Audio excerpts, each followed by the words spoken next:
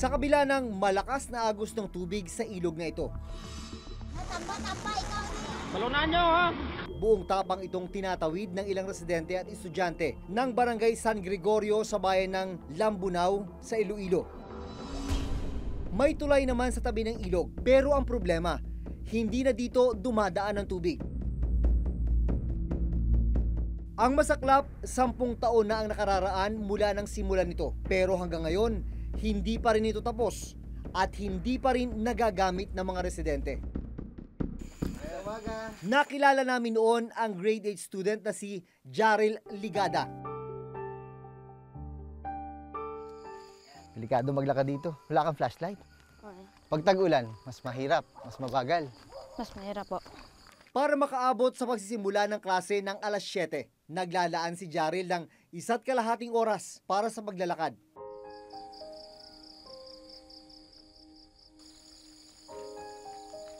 Maliban sa lubak sa kalsada, isang nakatenggang tulay ang aming nadaanan. Tulay na nasa ibabaw ng isang tuyong lupa. Ano nangyari? Bakit? Wala na, parang hindi na siya ginagamit. Kasi nag-iba ang direksyon ng tubig. Nag-iba? Kasi ibig sabihin dati dito ang ilog.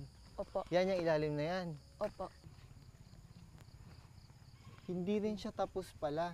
Ibig sabihin nung dati tinatawid nyo dito sa kawayan. Opo. Ano yung experience mo dati dito sa kawayan na to? Minsan po natatakot kasi parang dali na siyang masira.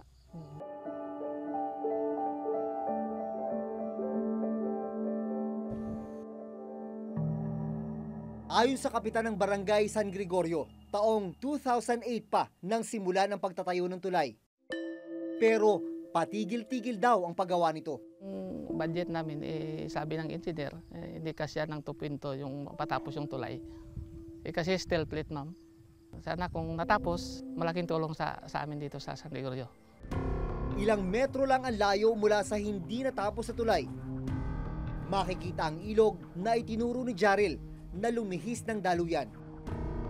Ito ang kailangan nilang tawirin papasok ng paaralan.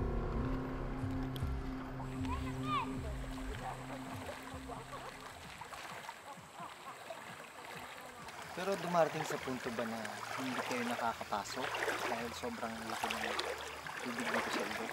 Opo. Isang linggo, hindi kami nakakapasok kasi mas malalim pa dito. Ayon sa kasalukuyang alkalde ng bayan ng Lambunao, ang pagkalihis ng tubig sa ilog ang isa sa mga dahilan kaya nahinto ang konstruksyon ng tulay. Ang kanyang ama na dating alkalde ng Lambunao ang siyang nagpatayo ng tulay. Sa information based sa municipal engineer, naitayo yung bridge 10 years ago, noong 2008. Pero it was never finished. Tapos noong 2008 din, nung dumating yung Bagyong Frank, yung direction ng ilog nagbago. So, ando na siya ngayon sa tabi ng original na bridge. Kaya, in part, it rendered the original bridge useless. Inalam namin kung magkano ang ginastos para sa pagtatayo ng nakatenggang tulay sa San Gregorio. Pero sa text message na aming natanggap mula sa alkalde ng Lambunao, hindi pa mahanap ang lumang file ng tulay. Gayunman, nakuha namin sa munisipyo ang Statement of Expenditures na nagpapakitang naglabas ng 2 million pesos para sa rehabilitasyon ng tulay noong 2015. Pero malinaw, hindi pa rin ito natapos. Noong Enero, naglaan ng pondong 600,000 pesos ang probinsya para sa pagpapatuloy ng konstruksyon ng tulay. Posible raw kasi na muli itong maging daluyan ng ilog. 2 proyekto pa ang nakaplanong itayo sa ibabaw ng ilog sa San Gregorio, patawid sa kabilang barangay ng Kaningwan. They requested for the construction of a hanging bridge. And then they have another option, the overflow project. No? These are put in different locations, not in the same spot. Sa mga larawang ipinadala sa amin ng ilang residente ng Lambunao, makikitang natapos na ang konstruksyon ng binisita naming tulay. Bumalik na rin ang ilog sa dati nitong daanan, kaya malaking tulong na ngayon ang tulay para sa mga residente. Ang hanging bridge natin, hindi pa yan na-implement natin at saka pinuposto pa ng LGU Lambunao ngayon na ma-approve yan. Sa ngayong nagkalahi, waiting pa tayo for approval and release of budget.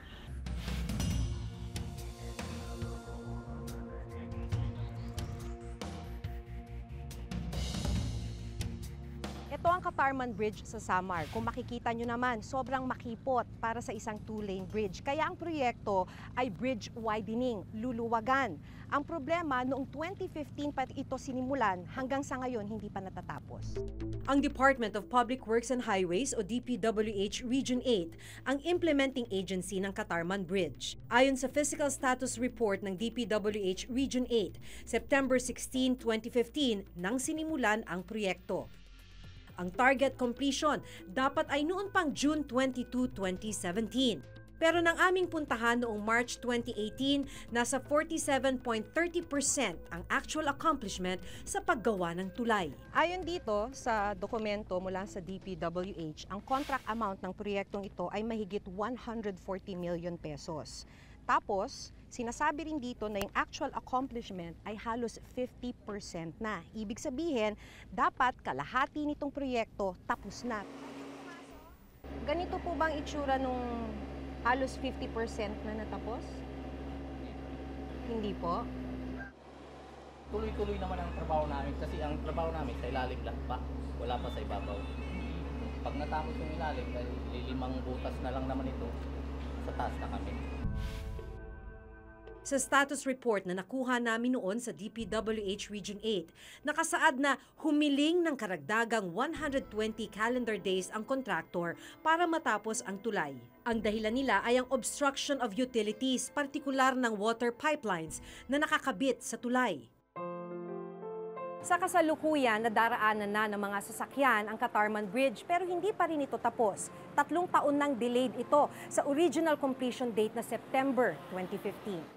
As of November 25, yung accomplishment namin is 93.11% na. We are expecting sana makomplete itong December 25 ng 100%. Kaya nga lang, siyempre, mayroon pang mga konting correction yan. Baka umabot pa ito ng January, until January 25.